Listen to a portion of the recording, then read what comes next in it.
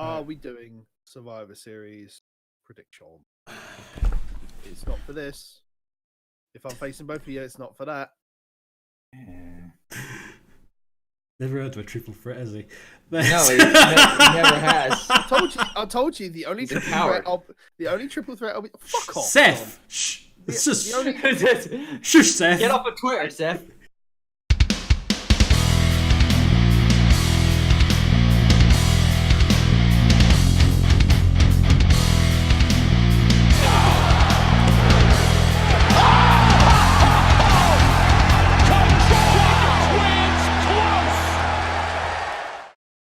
Ladies and gentlemen, welcome back once again to Last Minute Kickout.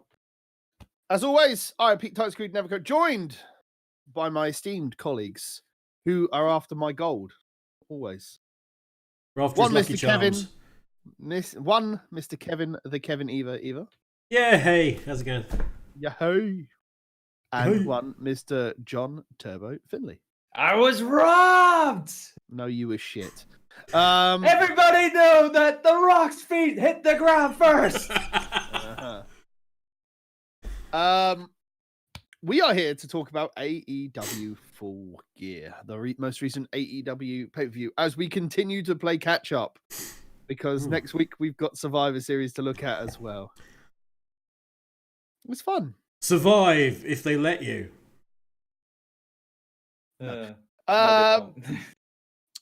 Quick thoughts going into it? What do you boys think? For AEW, yeah, I was looking forward to another good kind of like show.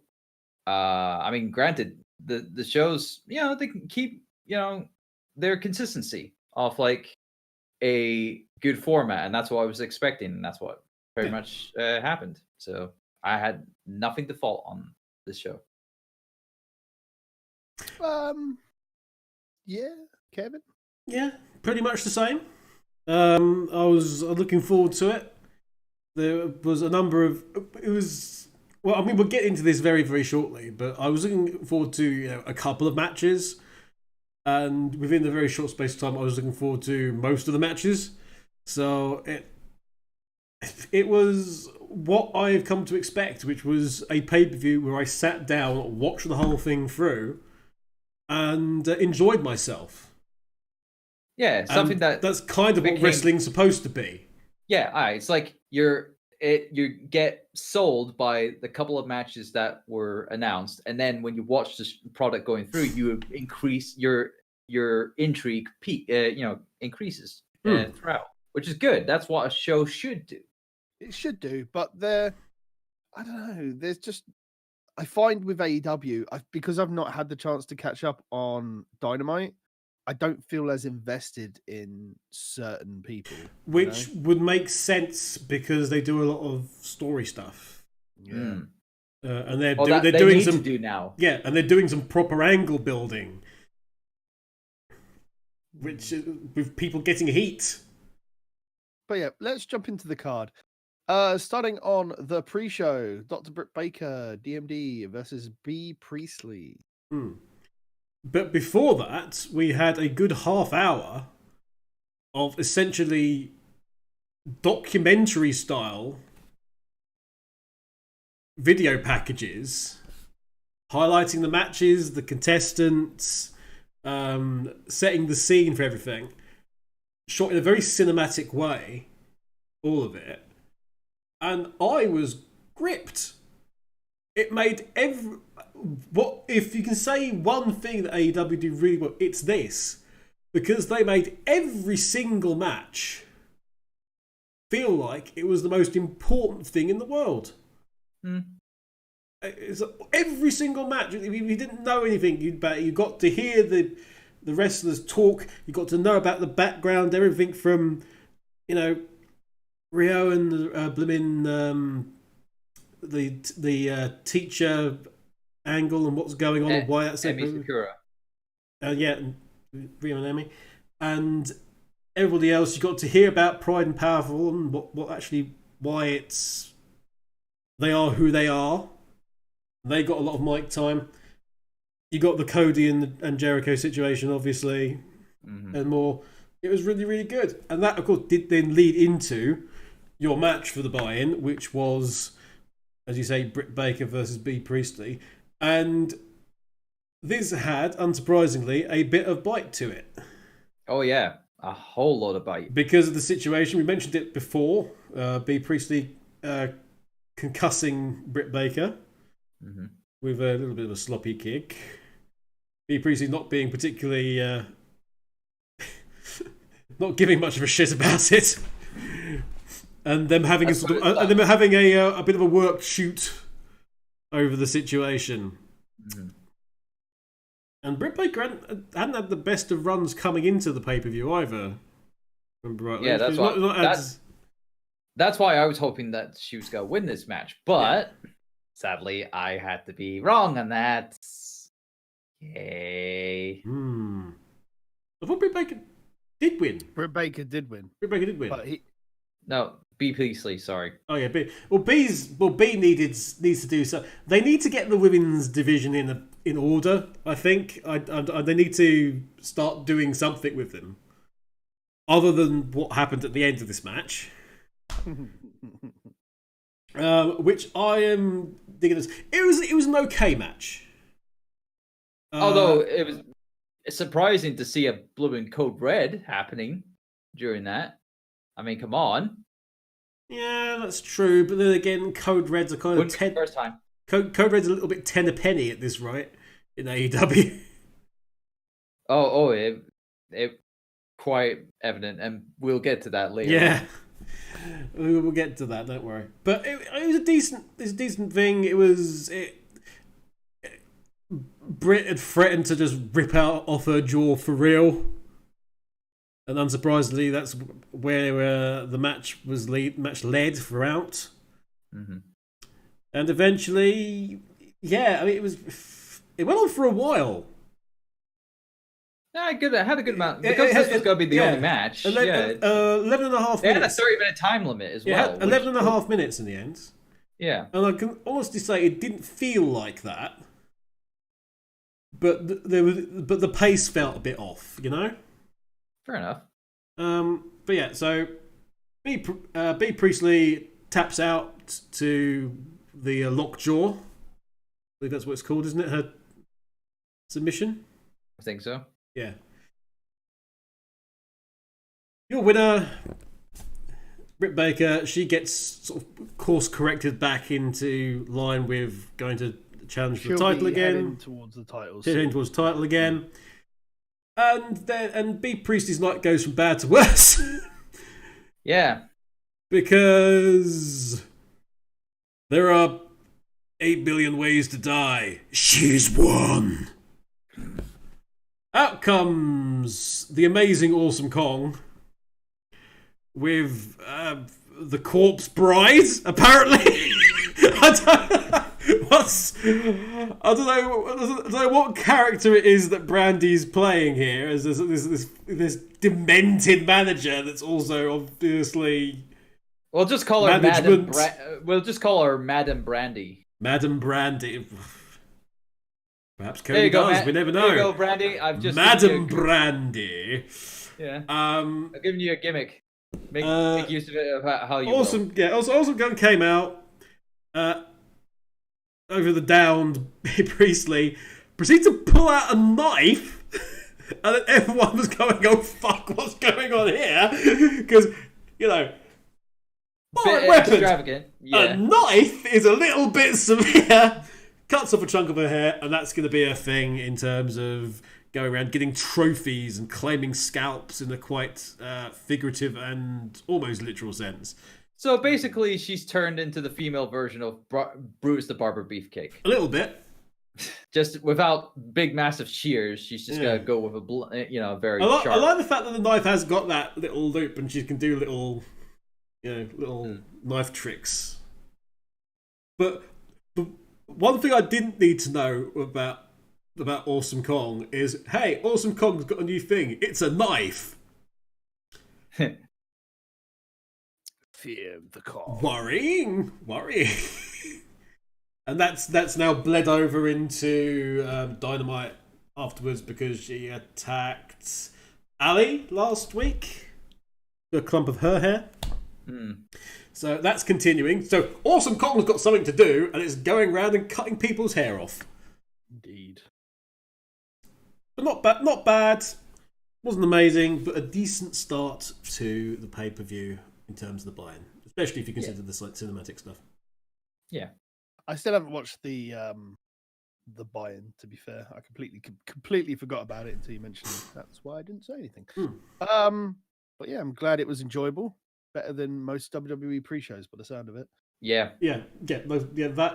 That documentary style stuff at the beginning.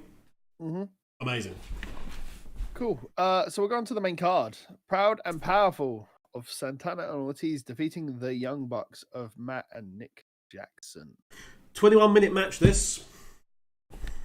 And they were in fifth gear through all of it. Bloody hell, yeah. After you on this one, Tabo. Yeah, this was like full on fast pace, kind of like tag team. Nothing short from the Bucks either.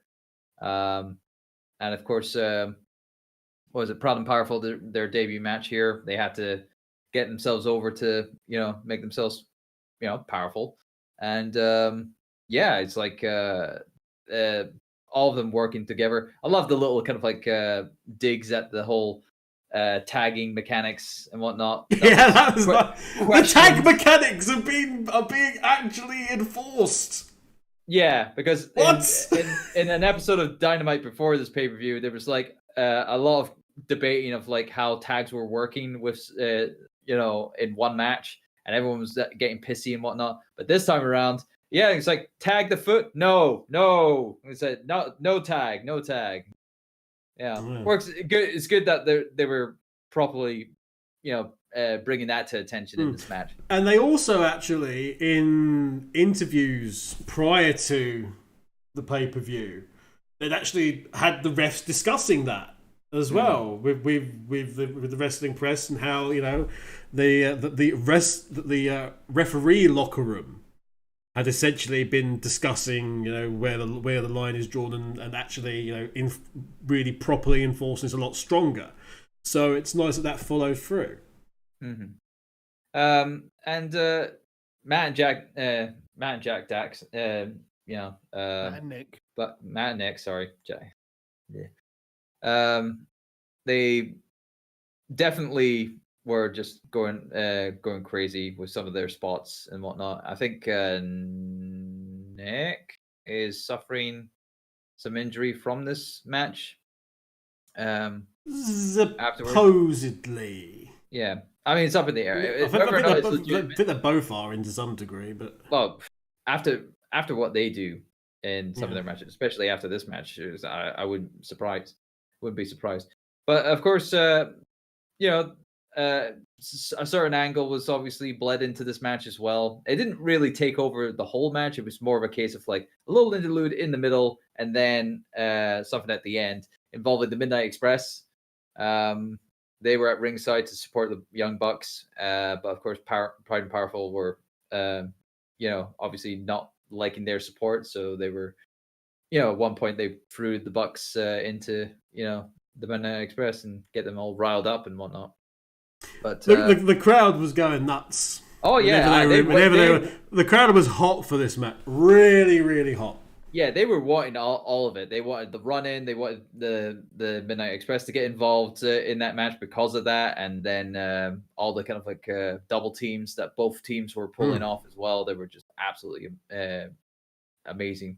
Can I just make a quick request of Matt Jackson? I love seeing the locomotion Northern Light suplexes. Dude, you've got ongoing back problems. Do something else. It's super impressive. I mean, slight suspension of disbelief on the double Northern Light suplex, frankly. But it was that's very not going to help. To watch. Was. But no, after Pride and Powerful got their win, we wouldn't be... that wouldn't be the shocking thing of the night, because who was it from the Midnight Express? Was it Oh, Bloody heck. I've forgotten which one it is, but one of them decided to do a Canadian destroyer. they slingshotted him in for a destroyer. Slingshotted into a Canadian destroyer, which is ridiculous for a man of that age to be doing that move. And not only would he do that, but immediately following that, took a dive to the outside with assist of the ropes being spread open for him. And my God, that was probably like the biggest pop of the night.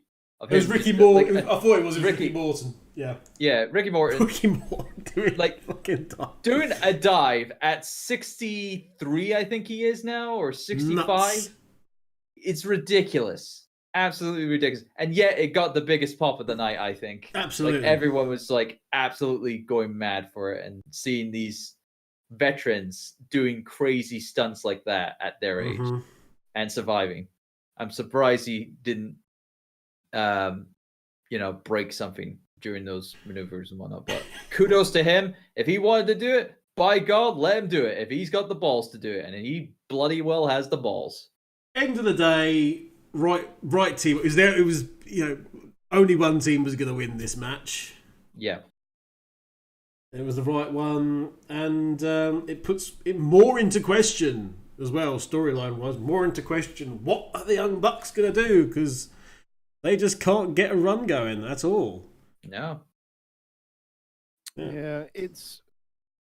But I think this seems to be the thing, and we'll probably talk about this more when we get to a match later on, but it seems to be the thing that the guys at the top don't want to be in a title contention thing and put themselves into like that sort of we own the company so we should have the belt situation.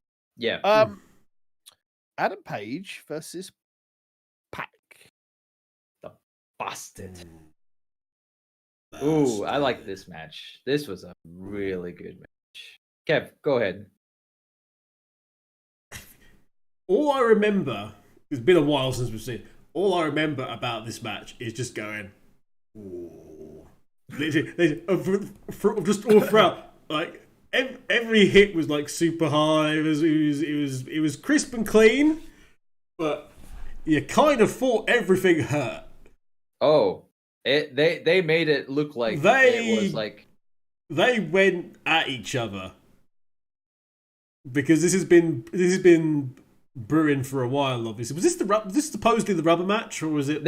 Well, technically, it's supposed to be the rubber match because technically it's the rubber match because they fought at a UK house independent show, which AEW officially counted as yes. one of the things. And then they had the kind of like official match on Dynamite, and this is their third outing technically, and they called this the rubber match. But then after this match, they had another rubber match the following Wednesday, which was a bit redundant. But hey, granted, I mean, it's one of those moments where these are two, amazing talents that you would love to go at it constantly. Although, granted, we have learned in the past with previous feuds that it can get stale over time. And granted, if they leave it with the fourth match that they had on Dynamite, that's great. If they keep going, they might make it a little more stale by now. But this match during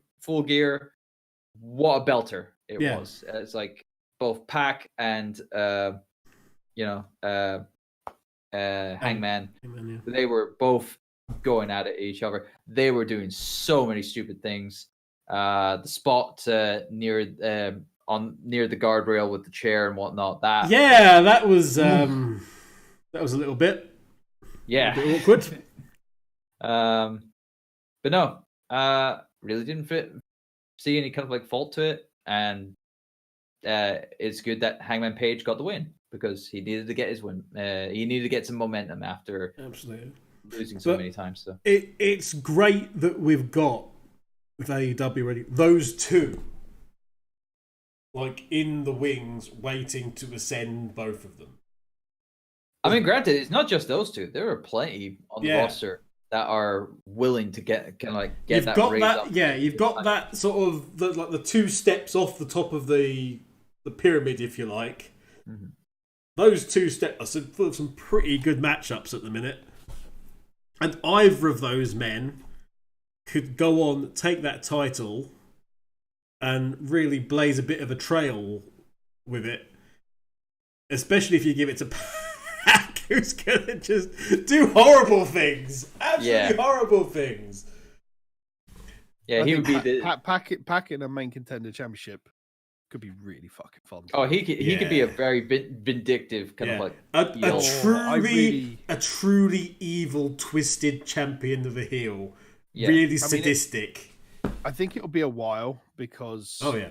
I mean, granted, we got the smarmy heel with Jericho at the moment. Well, that's the thing. I don't think they're going to put dirty, evil bastard Pac against smarmy Jericho at the moment, even though that match would still be pretty fun to watch. It's still got to be built up to Adam Page taking it, but then have maybe Pac pretty much take it away immediately from him. Mm-hmm. Because, you know, especially if Pac's not a resentful person. At all. He doesn't hold a grudge. At all. He hasn't got a long memory. At all. He's not the sort of person who would see Adam Page winning a championship and think, I'm taking it away from you, you arsehole, and immediately attack him and beat him to the ground. He's not that type of person at all.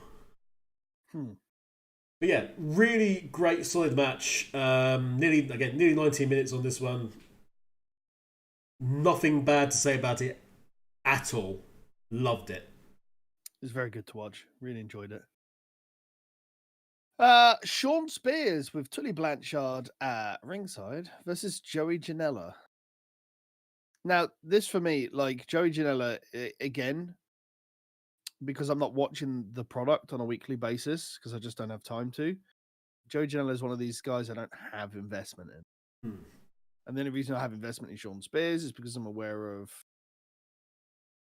WWE products. Mm-hmm. I like what they're doing with. Although I'm not quite sure I like what they're doing with Sean Spears. I think they've kind of lost their way with him a little bit post Cody. Yeah. So what we had here with the chairman picking up the win. Was the right decision, I thought. But, again, it was a great little match. Your Tully being an arsehole on the outside, which is exactly what role he should be playing. You've got your Tully on the outside. Your Tully on the outside. Your Tully's on the inside. See a doctor. Don't take your Tully out past midnight. But one of the things that I'm saying you might have missed then, Pete, with the build-up and learning a bit more about Joey Janela, is the ongoing sort of storyline that Janela has, which isn't really been... He's not been much in the way of packages or interviews about it, but the commentary's built it up in terms of Janela seeking to prove, and this is the same with the others on sort of his level, if you like, seeking to prove he's more than just a hardcore wrestler, seeking to prove that he is, a wrestler and should be respected as a wrestler. And of all the wrestlers that I've so far watched with AEW, honest to goodness, Joey Janela is the one that has surprised me the most in terms of how much I enjoy watching his matches. I've not seen him have a bad match in any way, shape or form, and this wasn't one either. All the stuff that the excellent match that he had with Moxley, right, and Omega as well, I think, did he not? He had a dark match? He had a lights out match on Dark. Just really confused the issue, everybody. Lights out with Omega. And he hung with Omega, easily. He put in a great performance. In fact, it was so good that they actually put it on. They redid it because it had such really good reviews. And then, of course, it counted towards the records and what have you. But honestly, really enjoying is that, and he's got a great connection with the audience, obviously, because he does his own thing. It's not a cruise liner, but obviously he's got his spring break promotion event that he does, which has got great Muta coming to it. The spring break 4, so that's a good one for him. Great signing. But yeah, apparently he's well liked backstage. He's doing all the right things, and when he's on my screen, I'm entertained. Can't ask more than that. Shawn Spears again, strong moves, strong storytelling throughout the match. He's a classic heel with that little bit of cruiserweight in him. Right. He's got the athleticism for that. And that from his point of view, I find interesting. The fact that he's being sort of molded with Tully as this kind of more sort of classic, almost NWA type heel. Heel figure. I see that. But he's got that little streak of hardcore viciousness in there because of the chair with Cody, and he's got that athleticism, which is beyond what you would have had for the sort of classic NWA period.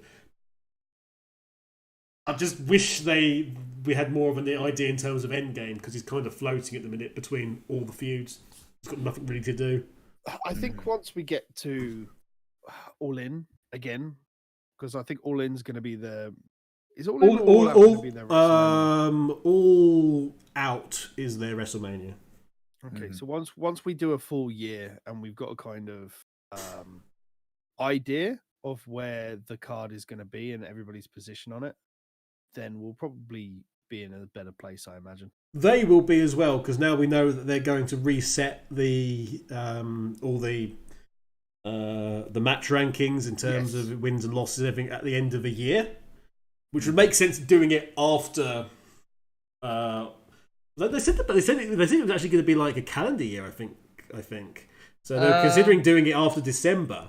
No, they'll be doing it at All Out, I think. You would have thought so. No, but they've indicated it might be a calendar year. They said sort of after December. One of the Jacksons said on Twitter, that well-known information resource. Exactly. But yeah, looking forward to it. Looking forward to more from Shawn Spears and Joey Janela, but just want some direction for Shawn Spears, really. Yeah, it would be nice. SoCal Uncensored, the team of Frankie Kazarian and Scorpio Sky versus the Lucha Brothers of Pentagon Jr. and Ray Phoenix versus the Private Party of Isaiah Kennedy and Mark Queen for the AEW World Tag Team Championship. I thought this match was just the right length. It really was. It was 13 minutes, it says here on my handy little guide. Fast-paced. I mean, you would expect it with these teams, especially Lucha Brothers, obviously. Oh, yeah, definitely. Didn't outstay its welcome. You knew, I think it was pretty much clear from the get-go. I don't know if you would agree on this, Pete, that it was a case of anybody could win at any time, and when it happens, it's going to happen pretty quick. Anybody could win at any time, but it was always going to be SoCal Uncensored. It was always going to be SoCal Uncensored, yes. Actually, you know what, Pete? What did you think about Private Party during this particular match and their involvement? Did them being put at that kind of level with SCU and Lucha Brothers? How did you think they fit in? I feel like they specifically kept the Private Party away from them, and they played it off as a thing of like, SoCal know how the Lucha Brothers will work, Lucha Brothers know how SoCal will work, and they wanted to stay away from Private Party because they didn't know how they would be. They were like a bit of a spoiler role. Yeah. Which I think worked in the detriment of the entire thing, because it felt like they just weren't part of the match until they wanted a big explosion of just people that just wanted to get in and just do something. They did some really dumb stuff. Yeah, absolutely. in that match, the pair of them. I still have a little internal pop whenever they're announced. I just love the fact that they're announced as weighing 20 ounces of cranberry vodka. I just love that. This makes no damn sense. Get some uniqueness. I suppose. It is that little extra uniqueness. But there was perhaps overall in the match, would you say, boys, a bit too many dives? Just a little bit. Yeah. I mean, granted, we had all that kind of like high action with the Young Bucks earlier in the night, but because this was a triple threat, I could definitely say. AEW as a whole has too many f***ing dives. I'm sorry, it's overdone. I know everybody loves to do them. Yeah, but if it's basically become a clothesline at the minute, in terms of their frequency in the match, it's all rather silly. Turbo, your thoughts on the match and how it laid out? Yeah, it was okay. It's like I wasn't too invested with this match because I knew because SCU was gonna be going over and whatnot with titles, and I just felt like. Yeah, the Private Party was just like the third wheel in this, funnily enough, triple threat match. They had some character to it, but it was mainly SCU and Lucha Brothers, and it led to the finish of the match as well, where Lucha Brothers was almost gonna get the win, but SCU were able to counteract and get the win off, and then afterwards, Lucha Brothers were just totally, wailing on, SCU. But then Christopher Daniels returns as. I don't know why they keep doing it. This is the second time. This is like the sting of AEW. Everyone just wants to dress up as Pentagon Jr. It's like everyone wants to dress up. Everybody wants to do. Didn't someone on commentary also make the thing about they should really stop selling those knockoff Pentagon Jr. outfits? Yeah, I think somebody did. But it wasn't. But we had this very pale white with no tattoos, Pentagon Jr. He got the mannerisms down right. It was the the actual actions were pretty equal actually. But there was only one marking of note. Let's be fair here. What's that? It's the fallen angel.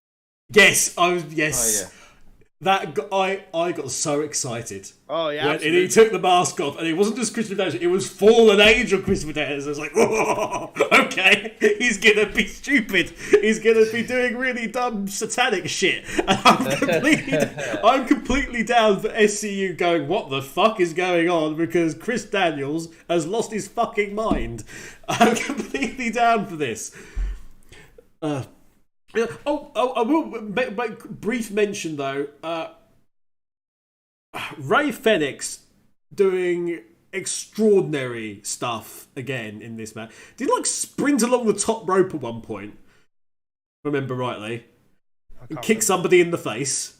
I think so. Yeah, I think he was doing something. Never mind. That. Undertaker's going.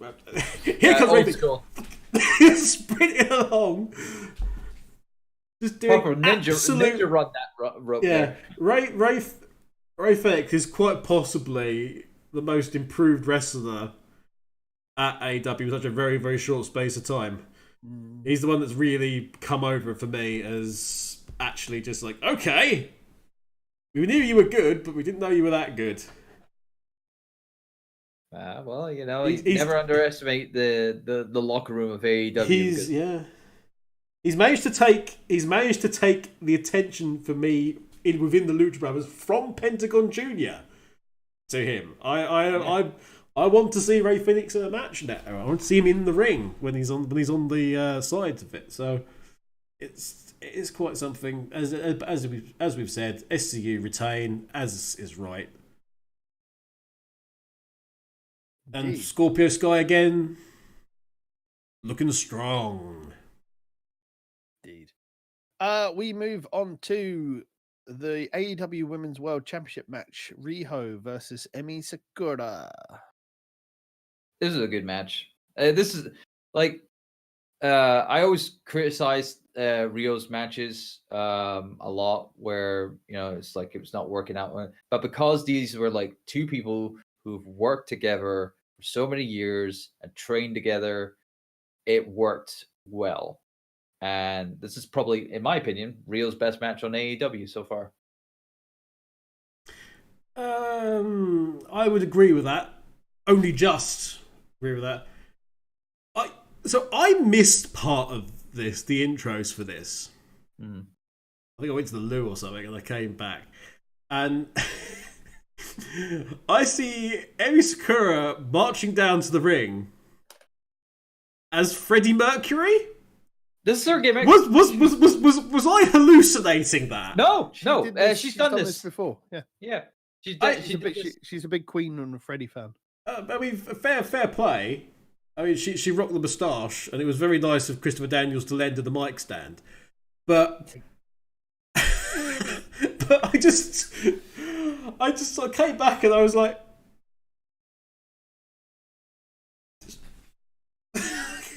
I honestly thought that the video had been changed to something else that I was watching. It was yeah. But yeah, set up nicely. Teacher people, master student. Yeah. Like Emi Sakura was definitely emotional throughout this. I mean, you saw it at the start during the introduction. She really loved to be at that moment to really showcase Rio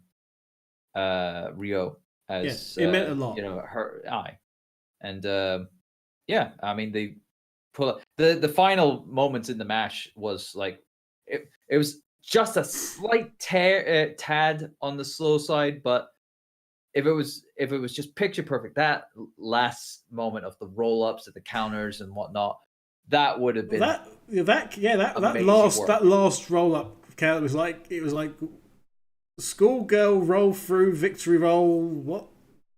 Yeah, they were going at. They were really getting the choreography for that segment, down. It was almost down to a T, just a slightly crooked T, but a T nonetheless. And it definitely was the highlight for me. Anyway, it was like even though they were all going for it with high dives and backflips and like I think I can't remember if it was Rio or Emi doing a moonsault from the top, I think, at one point. I still don't buy any time Rio does a strike. I'm kind of in agreement with Rio's attractions on that. There's just nothing there behind it. You're not telling me Emi strikes look like they were taking it in half. Yeah, she's built like it. Yeah, but just the way they were delivered more than anything. Aye. You had to really put force into it, and that's again all based on the Japanese style. Absolutely. But, I mean, really have to like emphasize the strikes, and of course, they know each other to try to sell as well as possible, and I feel they did it quite well. Rio getting those forearms right in, like so. The forearm shivers. Pete, what did you think of that one? It was all right. I had no problems with the match. Enjoyed it. Good stuff. But we shall move on to the final event of a sanctioned AEW card. Chris Jericho, accompanied by Jake Hager, defeats Cody, accompanied by MJF, for the AEW World Championship, with the apparent stipulation that if Cody lost, he would never challenge for the AEW World Championship again. John and I had some thoughts on this in the predictions thing. We both thought like Cody would win. John thought Cody would win outright, and I thought he would win by disqualification, because that's generally how these things go. Yeah, like a dusty finish as such. Yeah. But I forgot to take into consideration MJF. You all forgot to take into consideration MJF. But now you're paying attention to MJF. You won't deny him anymore. Yeah, if MJF, if you're ever watching this episode, and probably you won't, I'm sorry. You can call me anything you like now for doubting you and whatnot. So no, I still doubt him. I doubt him, and I doubt the cameraman at AEW. Fair enough. You can take the brunt of his fury then. So yeah, I doubt the audio guys at AEW because they're still having issues with that. But... My biggest complaint with how this match ended was that the cameras swung round and you could see MJF with the towel before the thing happened. If the cameras actually work so it just came in out of nowhere, then it would have been more effective. I completely get. It would have been far more effective. The minute you see the towel and you know he didn't come down to the ring with it, the minute you see it, you know, oh, well, I guess that's it then. I mean, it worked. It would have been better from a TV standpoint, but for a live crowd standpoint, people are just gonna notice it straight away, so it wouldn't really matter. Yeah, perfect framing on that would have been the crowd, you being able to see the crowd going nuts at something in the corner, but not sure what it was, as they would have been, and then the towel being thrown in, and then you realise. Yeah. But as it was, that's not what we got.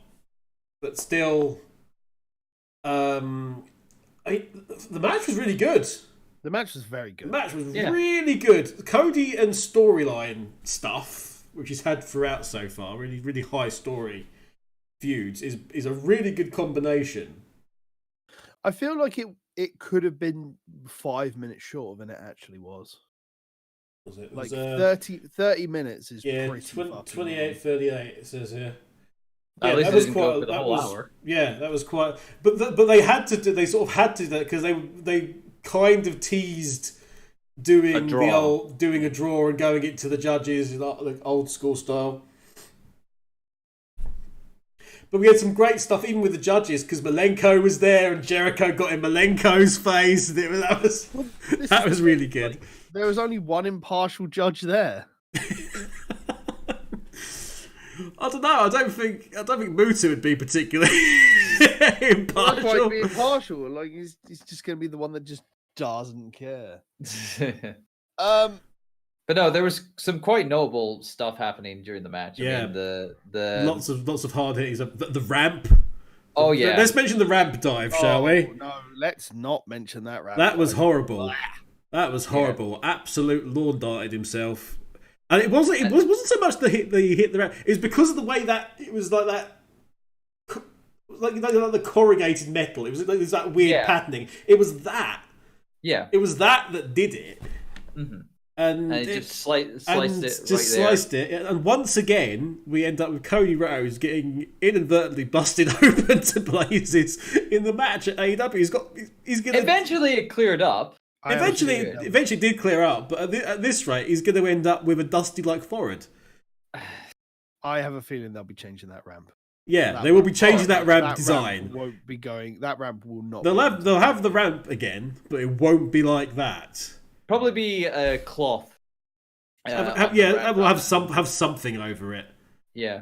Because even the old WCW one. That was just base wood, really, wasn't it? It was wood. Just straight up wood. But it wouldn't have done something like that. Just put like just get a whole bunch just get a big old sheet of MDF and stick it over the top. I was gonna say if it was wood, that would be one bad splinter in the face of blooming Cody Rhodes there, just being like sticking out, walking around. But nevertheless, there was that spot. Some of the workings with Cody's mom on the outside. It's like she getting Cody's mom has got it going on. She slapped the shit out of him. Yeah, slapped the shit out of Jericho. I'm surprised Cody didn't get disqualified for that. Thank Christ. That would have been a terrible end if that was the case. Yeah, well, it was. It was satisfying, wasn't it? I mean, it was satisfying. Swore at him, and then she clocked him once. Yeah. Proper wrestling family. Family. Grew up in the business. Married into the business. Knows how to play a. At times, she was a bit deadpan at points. A little bit. But not as bad as say anyone from like any of the wives from the Brett family. Brett. Oh god! Let's not bring in the Associated Heart family. Although she did remind me of Eddie Guerrero's mum. Remember the JBL angle? Oh yeah. With him going up, then JBL grabbing her and having a heart attack and all that stuff. But yeah, that was great. And actually, we had a bit of Eddie, didn't we? In the match, because Jericho waffle Cody with the belt, and then did a bit of a play possum Guerrero move. He lie, he cheat, he steal. Mm-hmm. Indeed. He lie, he cheat, he steal. Like a bit of the bubbly. It was a good match. It just felt like it just went on like about 5 minutes. Tiniest bit long. Yeah, and of course after the match we had MJF turning on Cody, which we were all waiting to happen. But we kind of didn't think it was going to happen at that point. That was the great thing about it. It was like, oh, he's done it, but he was so remorseful and so upset. That was the real kicker. He was absolutely. MJF was distraught about everything, and Cody's sort of going, "Oh, it's fine." Trying to get the blood out of his eye. Oh, it's fine. They just go from utter remorse to just straight kick to the balls. Yep. And that crowd was ready to lynch him. One of them was. I don't know whether it's still up to debate whether or not he was a plant or not. But that guy with the drink throwing at MJF. Perfect, wasn't it?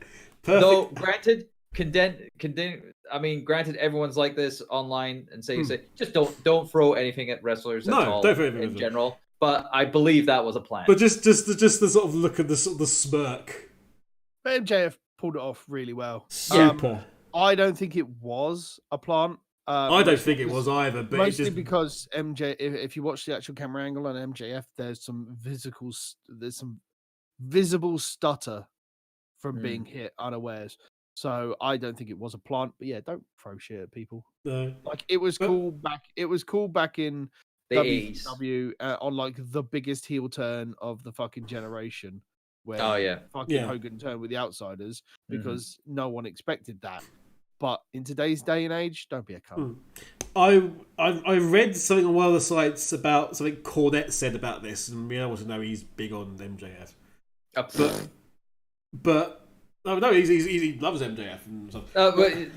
So that's fine for him. But in recent news, yeah, I know recent news, but if ignoring the horribleness, what he said was he had a point. In terms of MJF and the heat that was generated, which was MJF and Cody managed to make it so that perhaps the smartest audience in professional wrestling today, I think we'd agree that in terms of how the business works, etc., the AEW would be the AEW audience.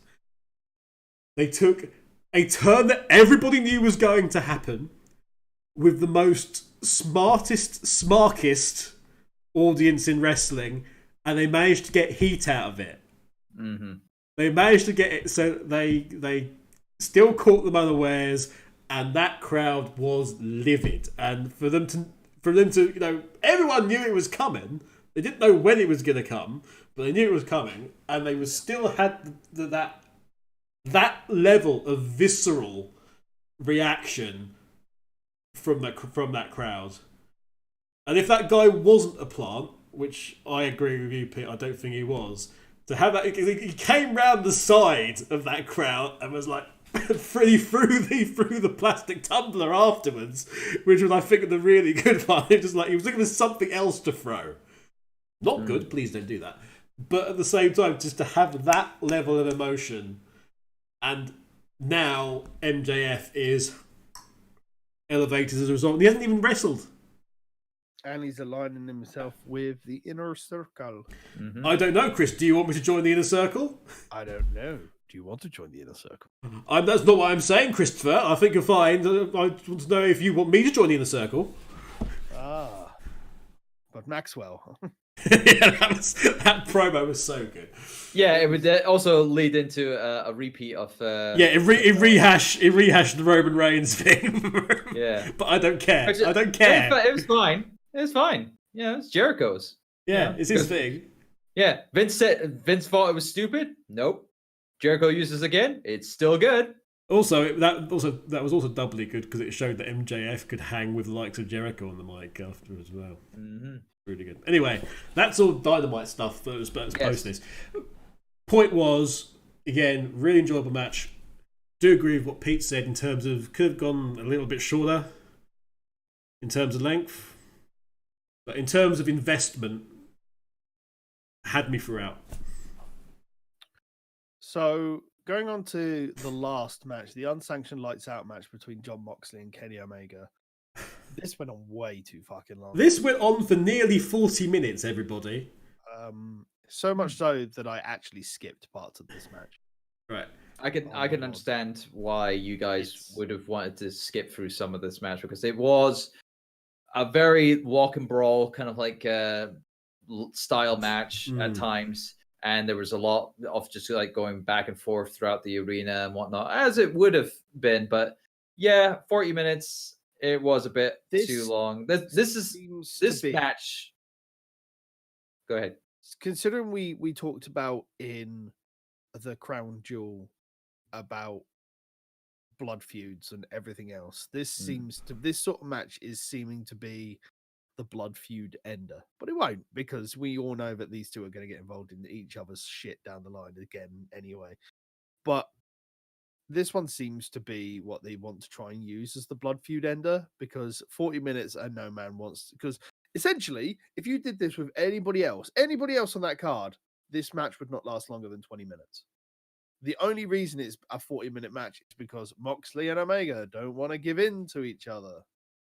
It was quite a sort of very steady pedestrian pace outside of the moves and the spots as well. There's lots of walking around, lots of forgetting which side things were on, which happened far too much with both of them, frankly. Mm-hmm. To a point where I kind of almost thought that somebody had set stuff up wrong because there was that. I don't know. It was odd though because I had no problem watching the whole thing. Yeah, that's the thing. It's like, and I wasn't that bothered by. It wasn't that. But when I sort of checked the time about halfway through, and sort of saw that we were about maybe like 25 minutes into this thing, and it's not looking like it's going to end anytime soon. I didn't look at it as like, oh god, this is going long. I kind of looked at it with just puzzlement. Right. Yeah, if you see what I mean. It felt long, but at the same time it didn't feel long. It was a very strange thing. Not nearly as strange as some of the shit that was pulled out from under that ring. Oh, there were some interesting items that were in play during this match. With barbed wire baseball bats that were being actually used. Yes. At a point, and really did some real damage. Back of Moxley. Kenny Omega's. He landed on his wrist, didn't he? He landed on it in a weird way. Aye. And hurt his wrist.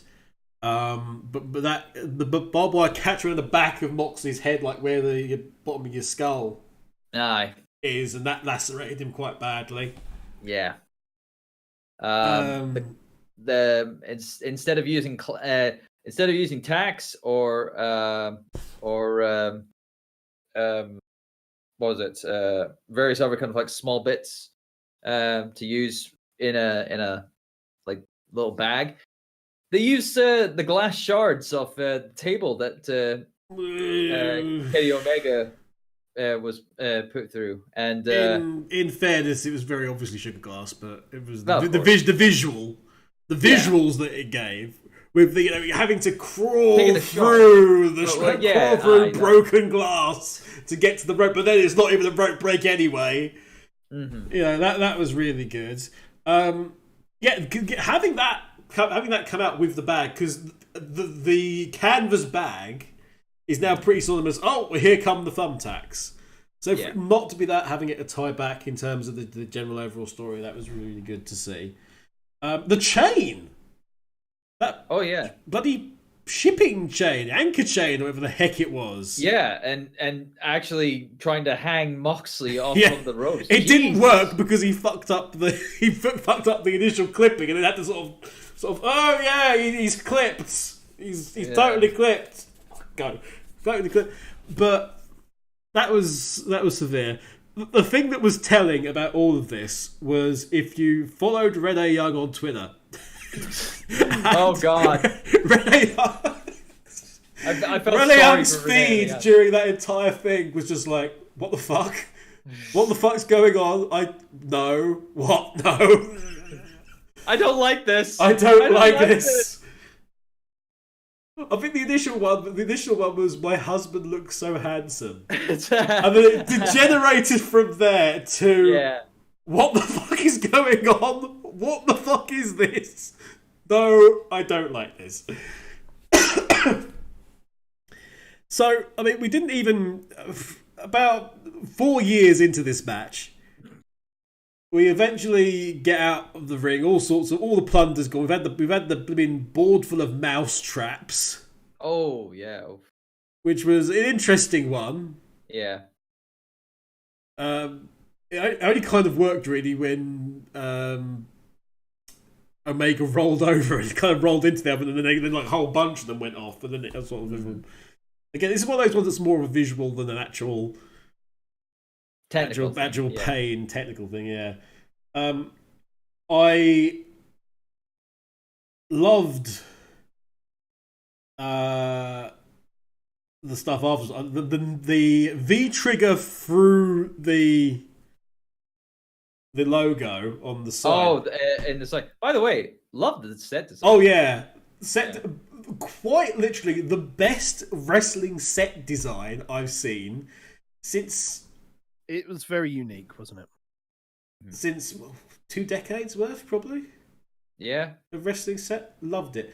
Yeah, so the V trigger through the sign was great because that was just like, what's he gonna do next? Oh, he's gonna knee him through the sign.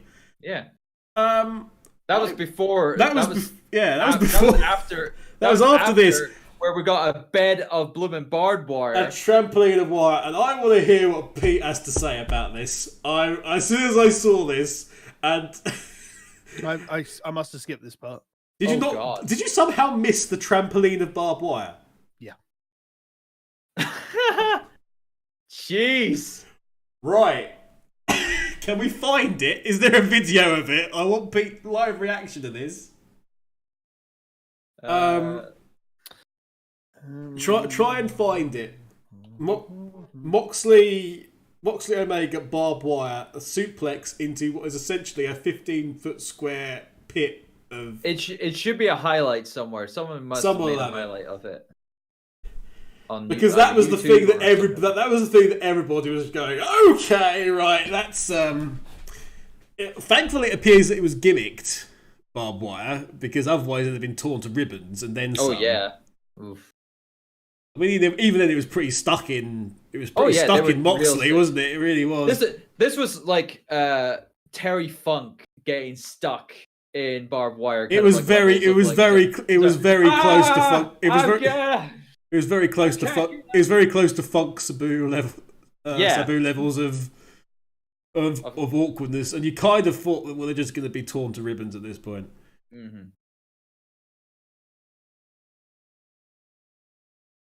Oh, is it on Being the Elite? Can't mind. I don't think Being the Elite would actually show that. I mean, they showed the aftermath of Full Gear, but I don't think they actually show any highlights of any of the spots during the matches. I think Pete's found it though. He's having a look. There's a look of confusion as to what the hell are they doing? What the hell are they doing? I've just seen it being brought out. Yeah. Here we go. Live reactions here, folks. Love it. Fucking the Jacksons now and Page like. Yeah, they don't want. They didn't want to bring it out. Yeah, Jackson and Page, they were like, no, we can't do this. It's like, oh god. Kenny Omega's mad. Yes, he's mad. And they're probably gonna get set up for the suplex now. Yeah.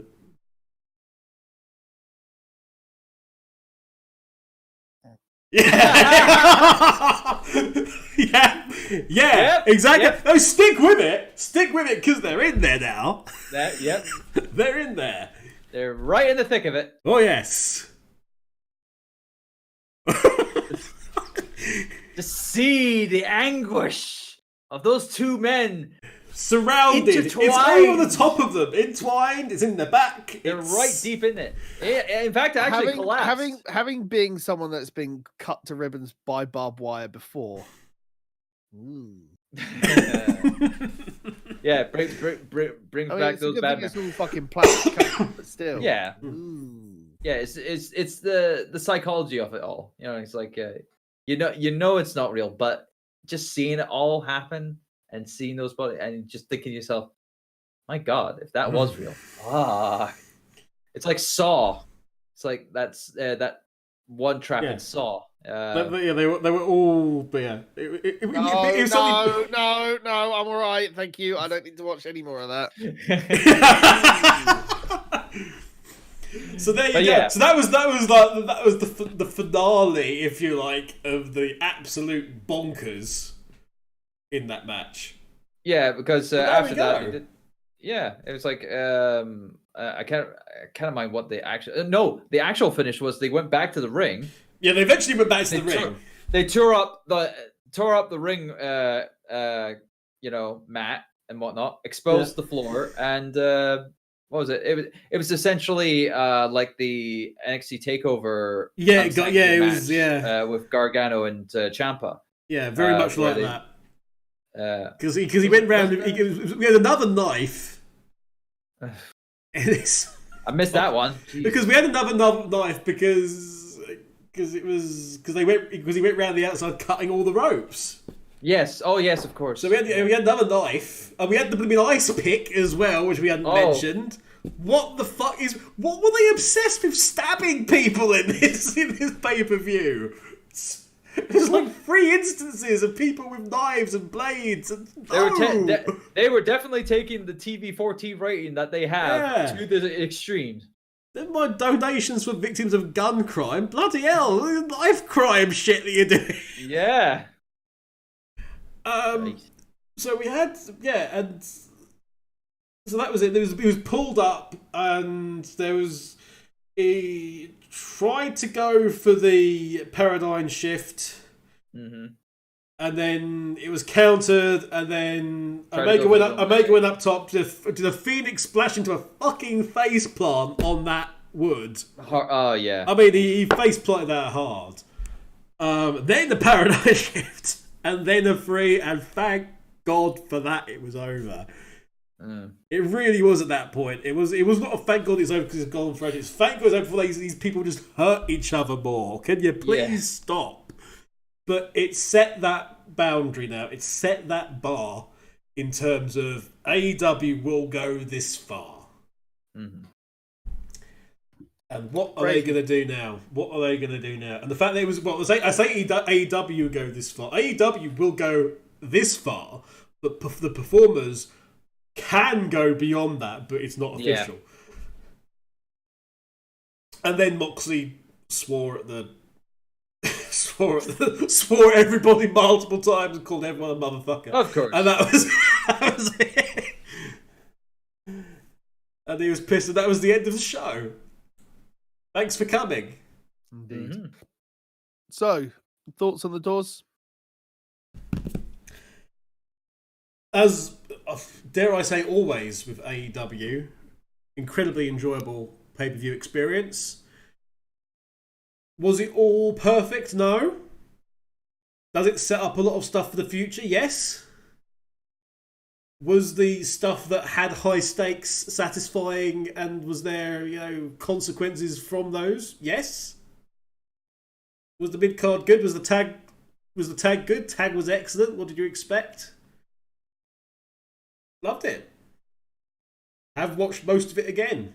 So there you go. It shows you a lot about a paper. If you want to go back and watch bits of it, or heaven help you go back and watch the entirety of it, that's a good sign of a show. It is. John, thoughts?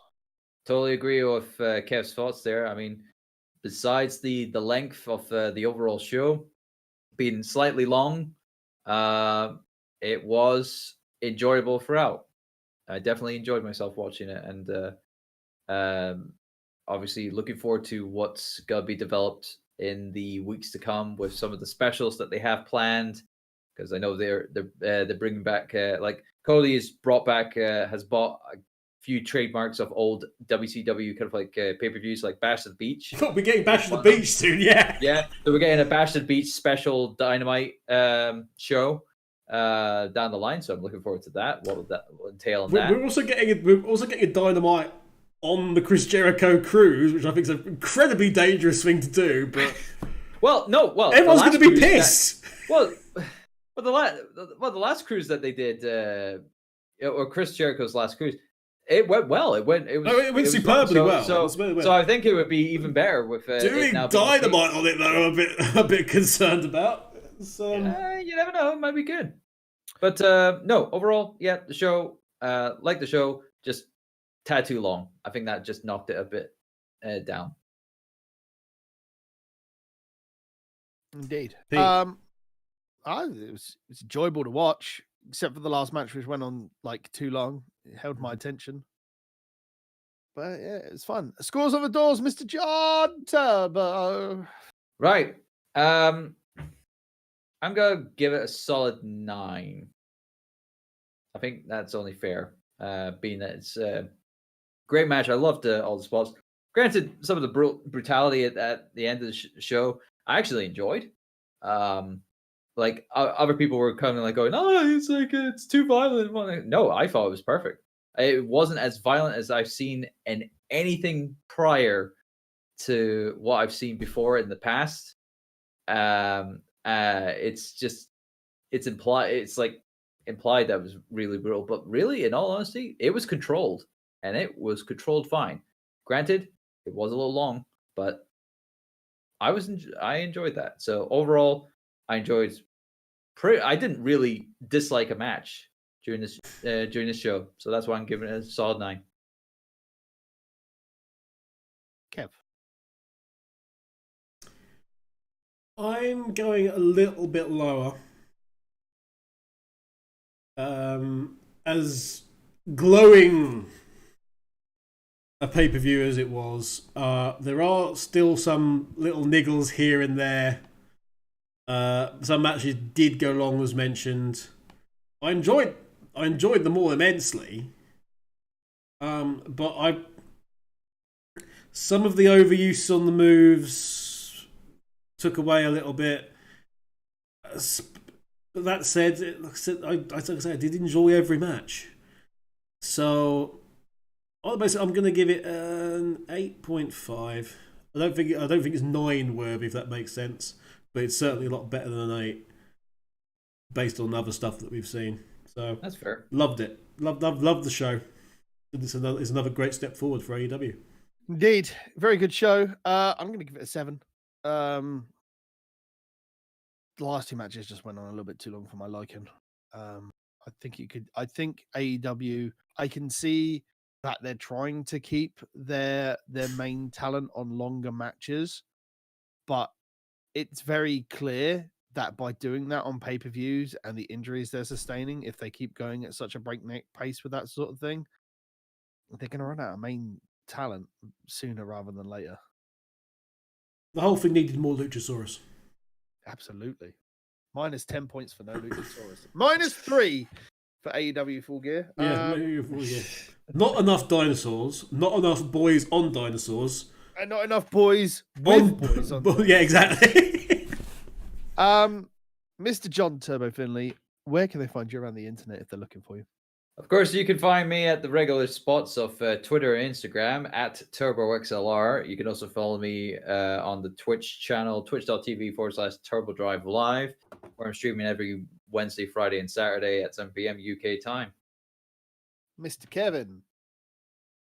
You can find me under your bed. Alternatively, social media stuff,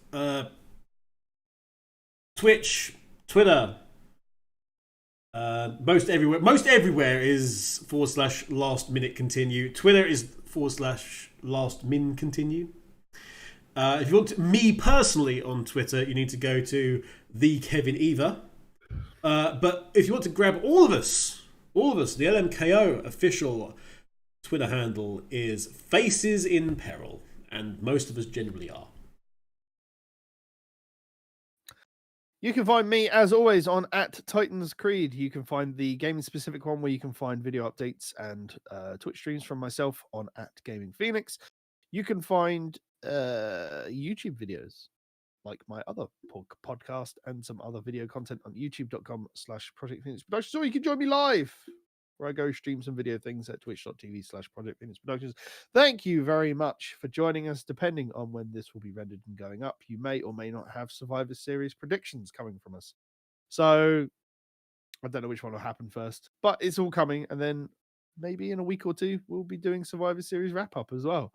Thank you very much for watching or listening wherever you've joined us. And until the next time, ladies and gentlemen, peace out. See you, boys. Bye-bye.